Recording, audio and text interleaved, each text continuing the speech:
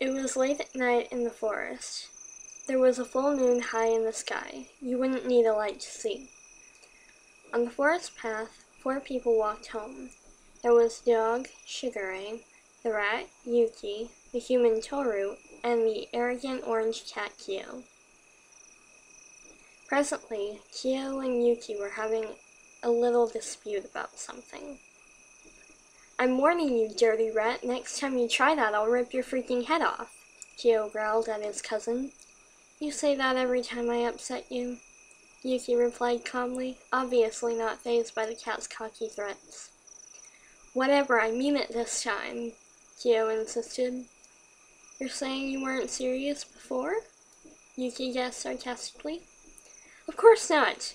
Kyo yelled, cat ears forming at the top of his head comically. "All right, you two," Shigure said. "Is an hour not long enough to settle this dispute?"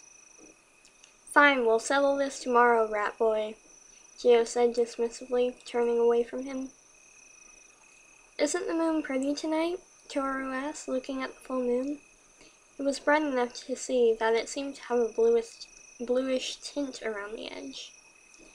Yuki nodded, amused and admiring at how she would change the subject to one that was harmless as soon as he and Kyo quit fighting. Shigure glanced up at the moon as well. "It is a sight," Shigure agreed. "We'd do best to look out for wolves tonight." "What? Wolves?" Toru cried, freezing like a pile of snow had been dumped on her. Yuki smiled softly at her.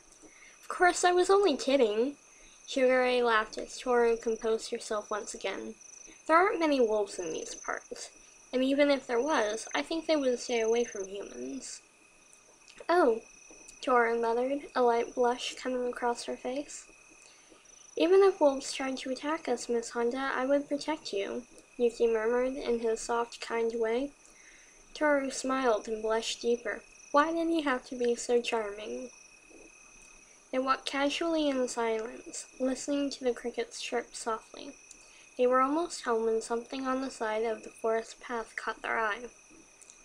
"What's that?" Kyo asked, stopping to point at the strikingly white figure. They all gasped and stopped walking unanimously. The figure was a human girl. She was dressed in a white and scarlet kimono of some kind. She had black hair that arrayed around her face in a way that they couldn't see how long it was. The oddest thing about her was a dark, furry tail curled around her legs. She also had what seemed to be thick, furry ears on the top of her head. Toru's first thought was that she was a zodiac animal. She unconsciously relayed every zodiac animal in her head, trying to remember which ones were furry. She looked a lot like a dog, but Shigure was the dog, and Kyo was a cat. Kyo's thoughts were similar. He thought along the lines of what she was and what she was doing there. Yuki's thoughts were more concerned about what she was doing unconscious in the middle of the forest, and Shigure was surprisingly mature about this and worried for her health as well. In fact, Shigure was the first to try to approach her, but Kyo held him back by his collar. "Kyo, she might be hurt," Shigure protested. "Yeah, I know that, but right now I don't want you to go near her," Kyo snarled, annoyed. The girl yawned as she stretched out, making the others become statue-like in their surprise. She sat up on her knees and opened her amber eyes. Turning to the bright moon, she inhaled a large portion of air. Doing this made her unnaturally pointed teeth bare, for all eyes to see. A loud, long howl burst out of her mouth as her Cervaeus jumped. They knew at once that she was a wolf, not an animal of the zodiac. Her startling and majestic howl was interrupted when she fell forward on her hands, coughing once. A few drops of blood splattered silently on the ground. After this, she fell to her side and remained motionless. Shigure tried to step forward again, but Kyo punched the side of his cheek hard enough to make him fall to the side.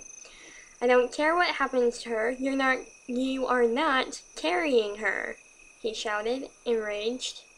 "We can't just leave her here, Kyo, she's hurt," Toru objected quietly.